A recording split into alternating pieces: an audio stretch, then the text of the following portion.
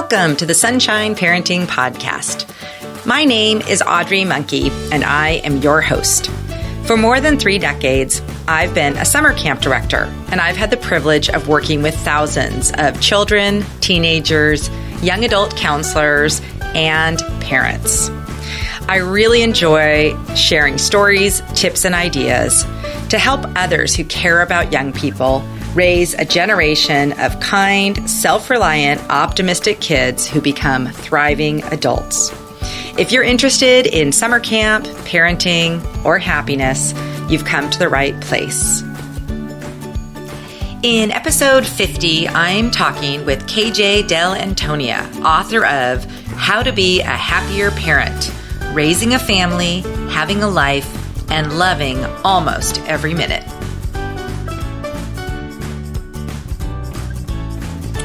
Well, hi, KJ. Thanks so much for being on the podcast today. Thank you for having me. I'm delighted. Well, I'm so excited to talk to you about your book that's coming out soon. It is called How to Be a Happier Parent. I'm going to read the subtitle. Raising a Family, Having a Life, and Loving Almost Every Minute. So to start with, just kind of talk a little bit about sort of the format of your book and how you came up with what each of your chapters are about. Sure. So I spent 5 years as the parenting/family editor of a blog at the New York Times, and I wrote a ton during that time, and I interviewed a ton, and I read more than 1,000 essays. I've never counted, by other parents, and in the process, I just realized that we're doing a lot of great things, but we're not necessarily enjoying it the way that I think. And I don't mean like every day is supposed to be rainbows and unicorns, but we just, there was a lot of stress around family life as opposed to it being sort of a refuge and a source of joy. And I got to wondering what's wrong? Like, what's wrong here and how can we fix it? So then, and I wanted to research and I wanted to write a book, and I tried to, I spent a long time trying to figure out, my first idea was I'm going to write a book about how to make this fun. And then I sort of tried making a list of fun things. And I was like, I don't want to do fun. I mean, I love fun, but I don't want to do more. I do enough. That's like the whole problem. So instead, I just wanted to look at those day-to-day areas where you're just not happy. I mean, who's happy when you're standing in your garage door in the morning shrieking at 4 children to get in a car? Who's happy when you're trying to cook dinner with a toddler on one leg and a baby on one arm and a 5-year-old going, can I watch TV? There are just these times and these moments and these things that are hard for everyone. So I came up with my personal list, and then I reached out to basically everybody I knew, and I said, okay, what sucks most, basically? And I got this list. Chores, discipline. My discipline was a huge response. Mornings, meals, sibling stuff, even like vacations and birthdays. Those are times that, the vacations and birthdays in particular, we think are going to be happy and fun, and they're often not. And then I looked at, in each area, what goes wrong? Like, what is society imposed on us? Like, it's really hard to be happy if you're not a morning person. You have to get yourself out the door by 7, and now suddenly you have to get 4 other people out the door by 7, people who don't want to go out the door, who don't understand why they have to go out the door, and who are going to like poop in their diaper the minute you send them in the car seat. So that's tough, and that's sort of externally imposed. And then there's the things that we do to ourselves by setting really high expectations, or just making choices that seemed great in the moment and are now not so great in retrospect. So there was sort of I looked at what we can change and, what we just sort of have to learn to adjust. And then I tried to talk to either experts or people that were pretty happy about these different areas and just distill their advice into things people could really use to make some changes so that your day-to-day life can be happier. Yeah, well, that is exactly what your book does. And it's great how if a parent wanted to just read about one particular area, it doesn't have to be a sit down. I ended up reading the whole thing just because I was talking to you. But I was just thinking that it really could be based on different times of your ages of your kids or what the areas of more stress are for your family. They really could just pick up your book and read that chapter or reread it and just get some ideas and maybe that, so I think it could be really worked that way. It's kind of a book that you want to keep around because the problem areas sort of evolve and change as your kids get older. They really do. So one area that particularly resonated with me, and it's a theme that you bring up several times in the book, is just about fostering more independence. And I think a lot of it is about kind of as a parent letting go, whether it's kind of asking a little bit more of our children, helping them prepare for adulthood rather than expecting this like perfect thing. And I remember there's one part in your book where you're talking about chores, and I just laughed because you talk about needing to remind kids about chores like for sometimes years. And I think that is so true that kids will try to avoid them sometimes and just see if they can wear parents down. But let's talk about what you learned about chores and kind of giving kids responsibility and how important that is. I learned a lot of really interesting things.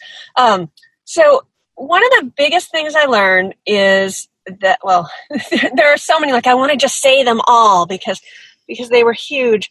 But so one thing that I learned is that your kids will do chores.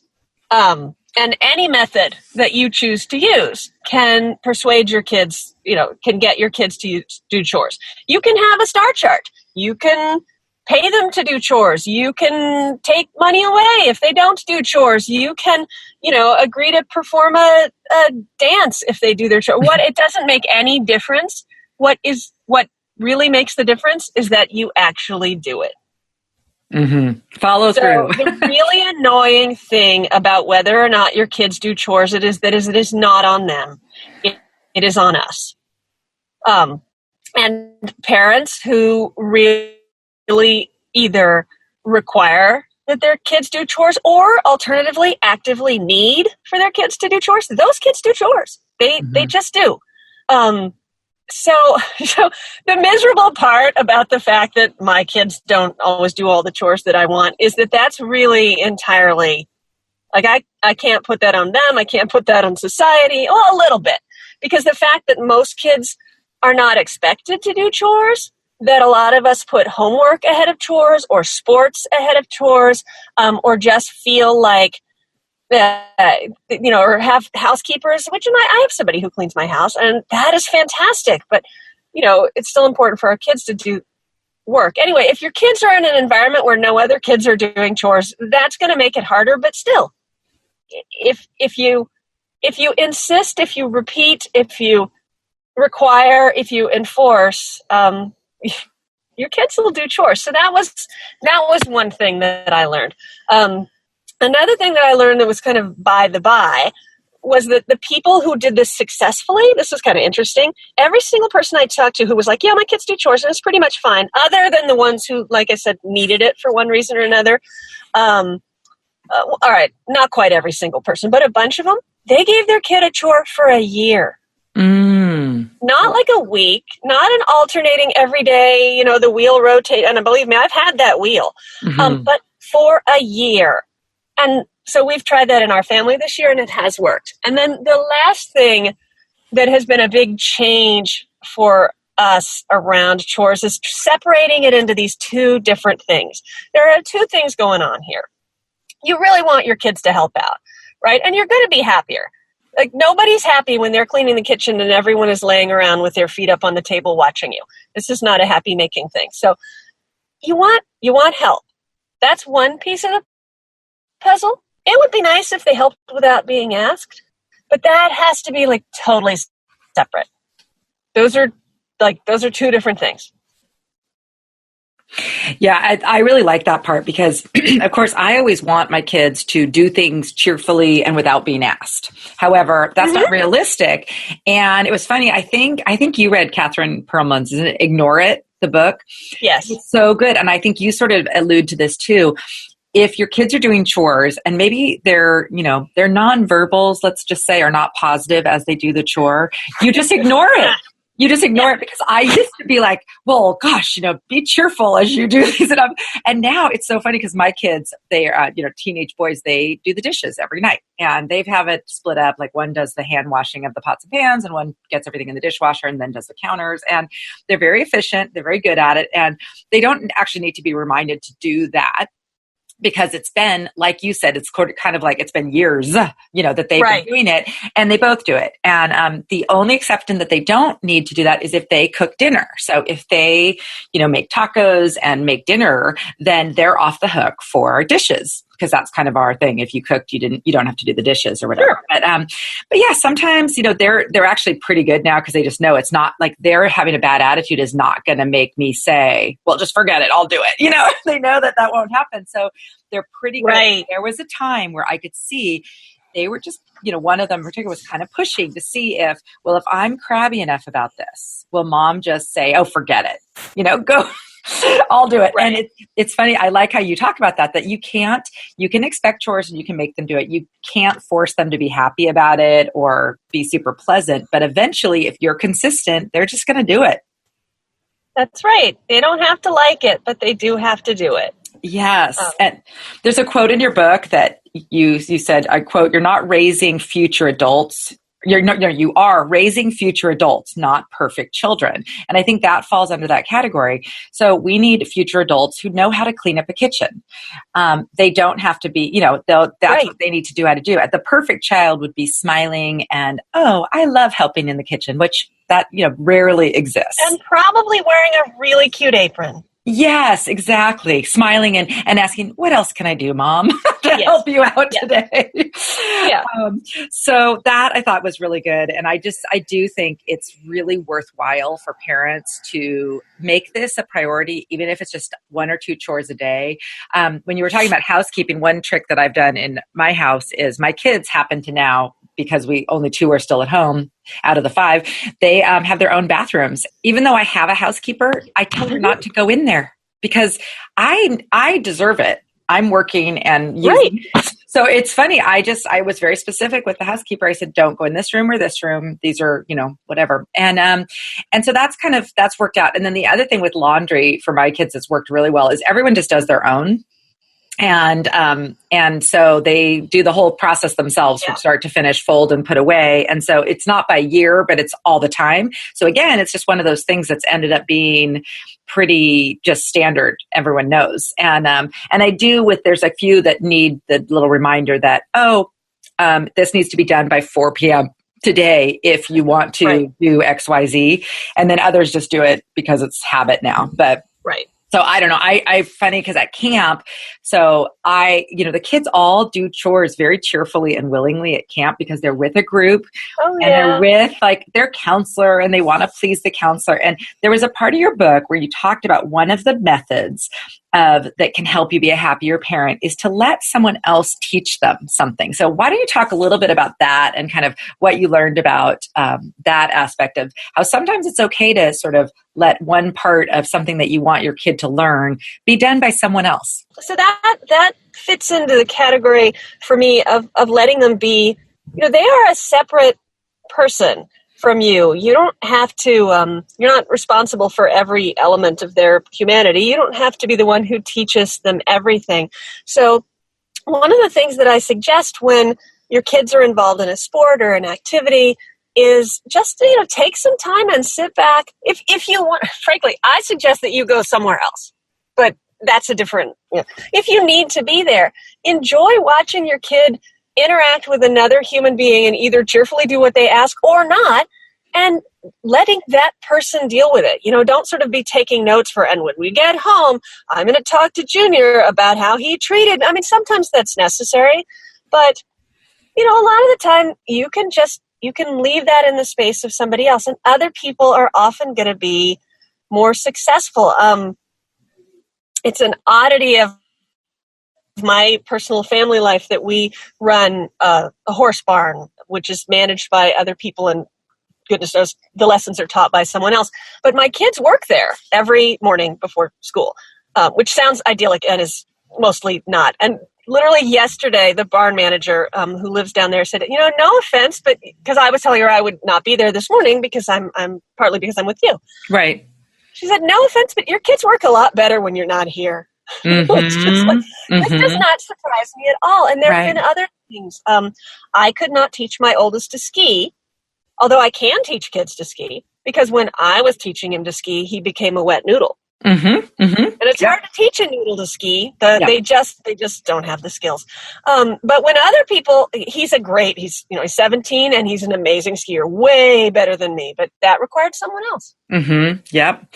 Well, I think it's so true. And I think a lot of times kids are they're a little more brave about trying something new, and they don't look to you. I think it's good for kids to be with other adults, other supervisors, coaches, teachers, all these people, because they do often rise to the occasion and don't act like the little child that they might act more like in front of you. So I really like how you talk about that. And I think it's I have that same thing where someone like my son who, is not super excited about doing dishes. I had another mom say that she walked into her house and my son was in there doing the dishes and how good he was at it. And I was like, okay, it's kind of funny that makes me more proud than any grade or sports thing, because I want my kids to be those people that do a good job and notice things that need to get done and for other people. And maybe, at home, they're not going to have the best attitude, but I know they know how to do these things at least and are aware that it needs to get done.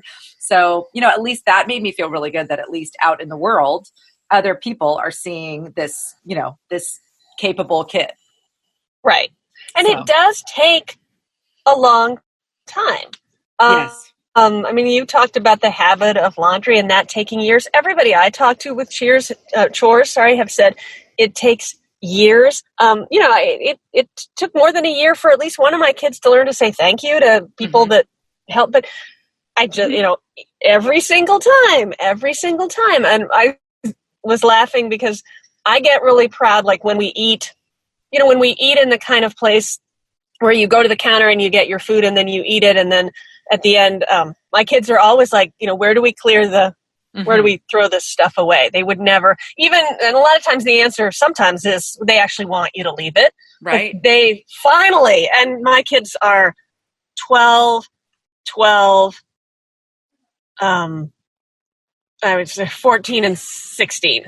So, so that took a while, but they do it. Right. I know. Well, that really resonated with me, that whole thing that you're not going to, if you start a chore thing, you're not going to, don't think that in a week, everyone's going to be able to do these things and is going to remember to do them. There will need to be a lot of reminders. So I like that. And I think it's still worthwhile, even though that's a different question.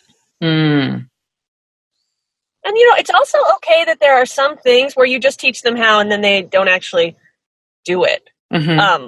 I definitely talked to parents who said, well, I taught them to do laundry before they went to college and they went off and they probably made mistakes, but they never did the laundry when they were in the house. And now they're 35 and they seem to do their laundry fine. So it doesn't have to be everything. No, it's just it's really important for family happiness and for kids that they be contributing to the household.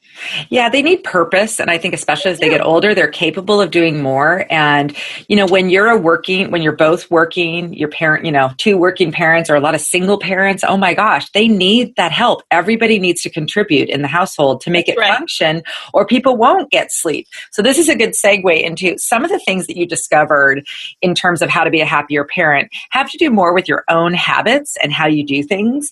And so why don't you talk a little bit about the sleeping more and how you discovered how imperative that is? Oh, I'm such a sleep zealot now. But actually always have been for my kids. So this is, mornings are hard in part because evenings are hard, because especially when your kids are in school and you are working, the day often feels like it sort of goes like this. Everything everybody else wants me to do, finally I have some time to do it's bedtime.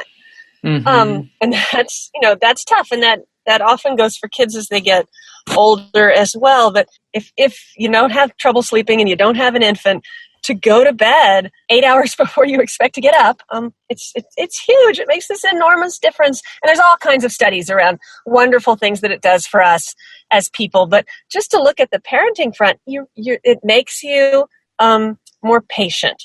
It makes you less likely to get sick, which certainly makes you a happier parent.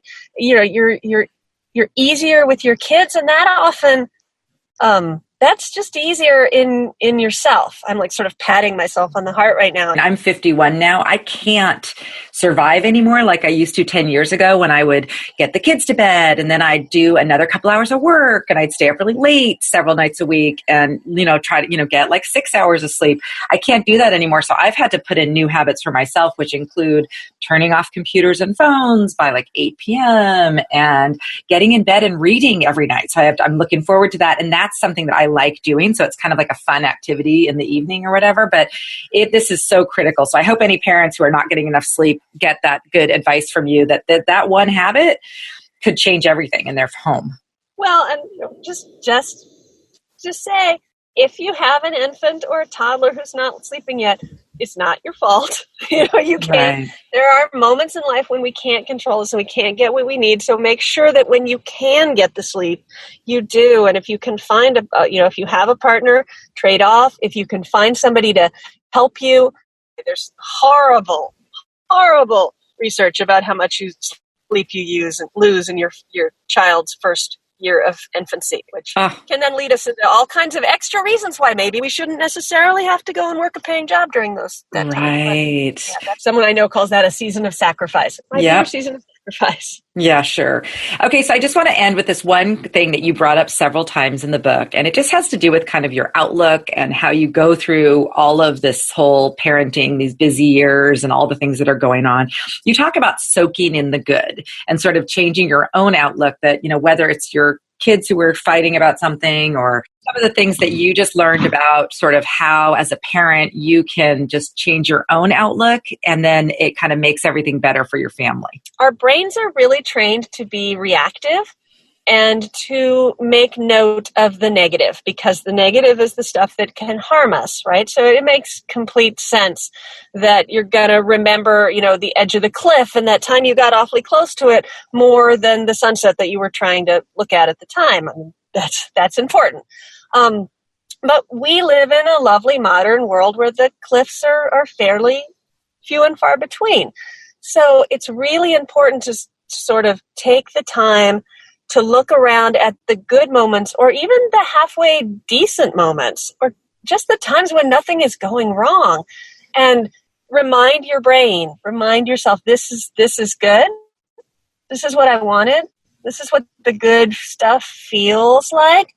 Let's mark this. And you're doing a couple things when you do that. Neurologically, you're actually training you're strengthening this sort of the happy pathways in your brain, which is not the technical term for them. But you really are building like a reservoir of happiness that will help support you when things are not so great. You're also building a reservoir of memories. We're really prone, especially as we get into I love routine.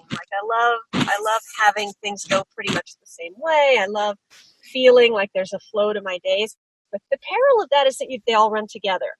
So if you take the time to say, I really want to remember, this moment, and you look around and you do some things to mark it. You notice all the scents and the smells and everything around you. You say to the people you're with, even if it's not really like, I'm really just so happy to be sitting here on this bench with you, waiting for your brother to get out of piano lessons. It's such a beautiful day, and it's just nice to be together. And those are the things that will strengthen your own sense that you're in a good place. And it's just a lovely pleasure of our Western lives that, if you're having time to listen to this podcast and the ability to listen to it, probably most things are pretty okay. I mean, I don't want to, and sometimes they're not. This is not like, let's be happy when we've just lost a parent or something like that. Those are tough times, but most of the time, most days, as a whole, we've got food, we've got shelter, we've got our lovely families, we've got, whatever health that we've got. And it's really important. It's not even so much a like, let's be grateful as it is, let's just, be aware. Yes. And let it be a pleasure. Yeah, absolutely. Because like you said, I think you say several times in the book, just remind yourself you wanted this. You wanted this family of however many kids and all this stuff going on. And even though sometimes it's a little crazy and you need to make some changes to make it better for everybody, but at the same time, you chose this, you wanted this. And wow, there's a lot of good to soak in despite also the other things. So that was so good. Well, this has been great, KJ. Where can people find you if they want to both follow your work and also find your book? You can certainly find me at kjdell'antonia.com. And if you just start trying to smell that, I will pop up. An easy way to find me is also to go to followkj.com. And then there's all kinds of information right there on, following me at every possible level. And you can buy the book at everywhere books are sold, as they say. Well, awesome. Well, I'm so excited about this book, and I know that it will be really helpful to parents, and it's good timing that, it's a new school year starting up. And so this is a good time for parents to look back and see if there's one thing that they can tweak or change, or even just their outlook that could make this year their best one yet with their family. I really enjoyed talking. Thanks for having me. It's been my pleasure, and best of luck with your book, and we will for sure keep in touch. Thank you. Thank you so much for joining me for this episode of the podcast. I really enjoyed talking with KJ Dell'Antonia and also reading her book, How to Be a Happier Parent. For notes about our conversation and links to KJ's website and where to purchase the book, please visit my website at sunshine-parenting.com and search for episode 50. I can't believe I'm already at episode 50. And for those of you who've joined me for many episodes of my podcast, thank you so much for being part of my community here. I would love it if you would take a moment to give me a rating and review on iTunes so that other people can find the Sunshine Parenting podcast. I'm going to leave you with a quote from How to Be a Happier Parent. I'm raising future adults, not perfect children, and that looks different. Embracing that narrative has made me happier about those seeming failures. It takes time to learn to be good at being a grown-up. Personally, I'm still working on it. My kids have lots of space to improve, and we're all much better off if I'm not trying to micromanage their every move. This podcast is a proud member of Parents on Demand, a network of high-quality shows for families just like yours. Download our free network app on Apple and Android and listen to your favorite episodes on the go.